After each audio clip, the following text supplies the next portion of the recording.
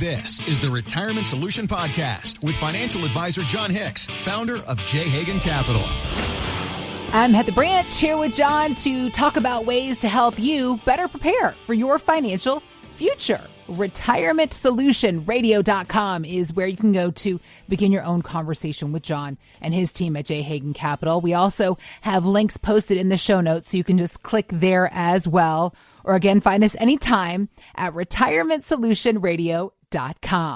And thinking of all things money, sir, it is, well, you've got two daughters. I've explained to you, it is the spending time of year, John. Oh, and then some. And it's amazing how long those Amazon wish lists get. And how expensive they got. And I was just on Amazon the other night to get some eye makeup remover that I've been buying for years. And I bought it in the beginning. It's like Cetaphil. I bought it because it was affordable. It used to be $5.99. Now it is $9 a bottle. Of course. Oh, absolutely. It's okay. It is crazy to me.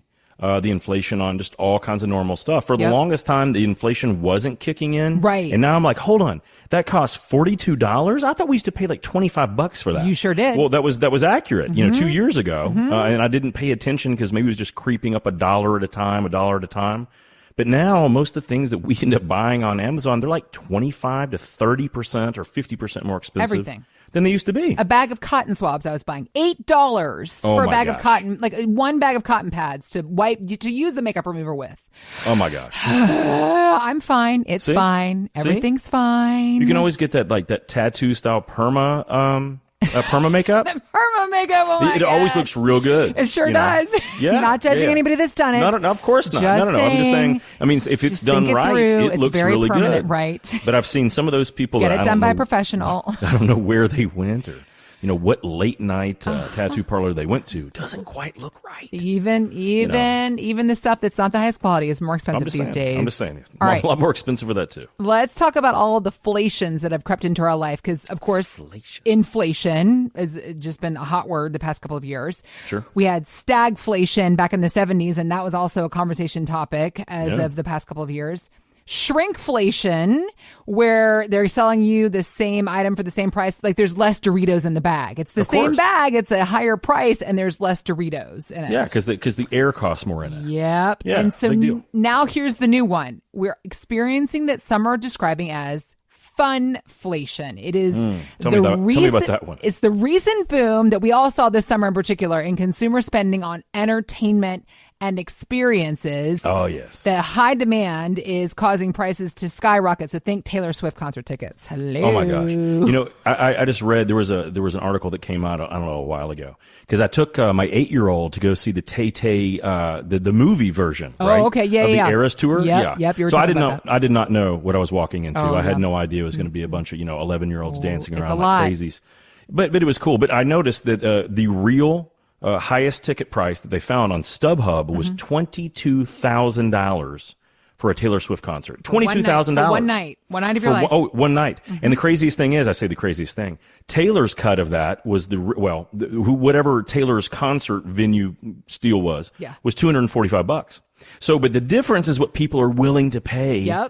For that experience. Yep. And that's nuts. It's lunacy. I know that my mother-in-law, who loves to go cruising, she likes to go on cruises. Yeah. She was saying, John, they don't have the deals anymore. I'm paying full freight. So and we're true. booking 2.5 years out. Because everyone wants to do these things, but they're so expensive. And we've seen that across the board. Well, and what's funny is that there's an adverse reaction to it because retailers like Best Buy are blaming funflation for their slipping TV sales.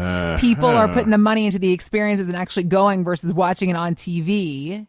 But here's the thing. Thinking about the folks that you work with in their retirement years and building out these retirement plans. I mean, we work our whole lives to get to our retirement in order to have fun. And there is an important conversation and consideration that has to be made with your clients thinking about carving out space for this kind of fun activity, no matter what it costs in their retirement plan. Is there not? No, absolutely. It's super important. And one of the things that we've started talking to people a lot more often, we've talked about it for years, but I've kind of realized it was after COVID, after a lot of people have decided that, hey, they don't really want to keep working those jobs, so they're retiring a little earlier.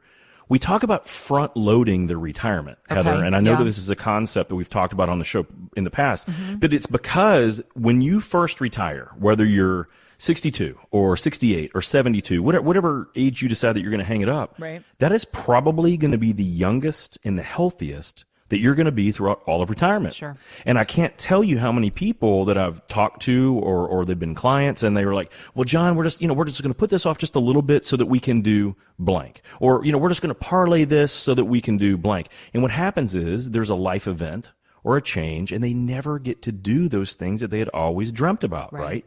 So we actually plan for this now. We call it front-loading retirement, where I want our clients to have a tremendous amount of fun. And yes, guys, it does cost more money. It is a tremendous stress and pressure on an investment portfolio. If you're going to spend, let's say, $25,000 or $30,000 more a year for the first 5 or 6 years than if you spaced it out, because you're not only spending that money, but then that money is not available to grow to provide an income stream for later. Right. And it takes very different math.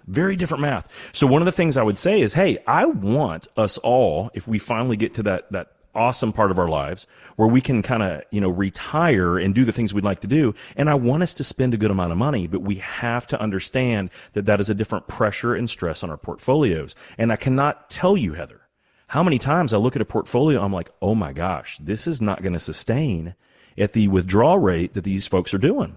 It's fixable. It's fixable, okay, but well, it's something that you have to actually plan for. And so what I would say to anyone, hey, if you are in that camp where you realize, it's not about growing all the money for the next generation. I want to enjoy it, but I still don't want to run out, right? Right. And that's a different concept. Some people say, oh, I just don't want to run out of money, but they've saved $2 million and they hardly spend anything. Well, that's just, that's kind of a little bit of a false or not a real concern. Yeah. But there are others of us that say, John, I know I'm only 60, but I'm going to retire next year, and I really want to spend the same amount of money that I'm currently making. And we didn't save all that much money.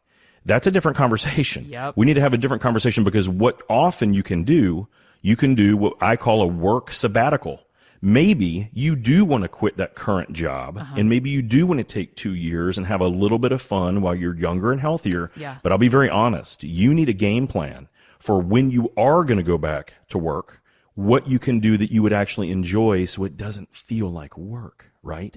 There are all kinds of clients that I have that have passions, whether they get a green thumb, so they love gardening. Do you know that you can make a fortune, by the way, helping other people tend their gardens? I'm not even kidding you. I've got all kinds of clients that do that. And I'm like, you should charge more for that. Right. They just charge some nominal. Some of them rent out part of their property so that other people can have their own garden. And they make like hundreds of dollars a month doing it. That's awesome. It's enough for their car payments. That's great. And I'm almost laughing about this because it almost seems so silly, but it's a need, right? You have an asset or something or a skill or a talent or knowledge, and they need this stuff. So there's so many ways that we can make sure that if we're going to retire at one point, we can still have fun. Because inflation, no matter what the Fed's been doing, no matter what this ridiculous administration's been doing, they're not fixing the problem. Right. At least not yet. Right. So we're going to have to figure out, if you do want to retire in the next 3 years, or you're already retired, we got to figure out how this is going to work. Because guys, I know that we look around and say, man, it's so great that the banks are paying me 5% now. You're still losing money to inflation at 5% rates.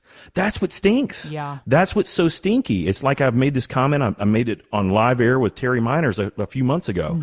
A little can of mushrooms, just a little like 3-ounce can of mushrooms at Kroger is 225% more than it was a year ago. Jeez. Like everything is going up that expensive, and it's very easy to blow through your retirement savings too quickly. So make sure, if you do want to have some fun, you do want to front load your retirement, you have to use different math and different strategies. If you're not familiar of how to do that correctly, call my team or go to the website at retirementsolutionradio.com.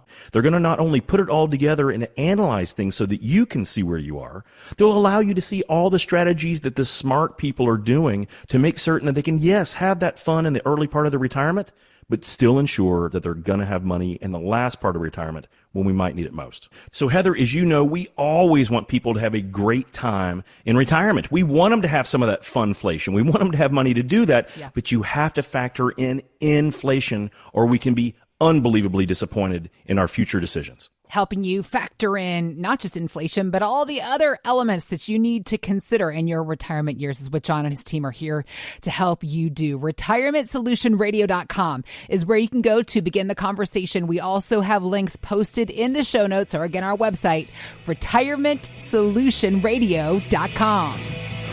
Thanks for listening to the Retirement Solution Podcast with Jon Hicks. Begin the conversation about your savings plan with Jon and the team at J. Hagan Capital by visiting RetirementSolutionRadio.com. Be sure to listen to Jon's radio show, The Retirement Solution, Saturdays at 8 a.m. and Sundays at 9 a.m. on News Radio 840 WHAS.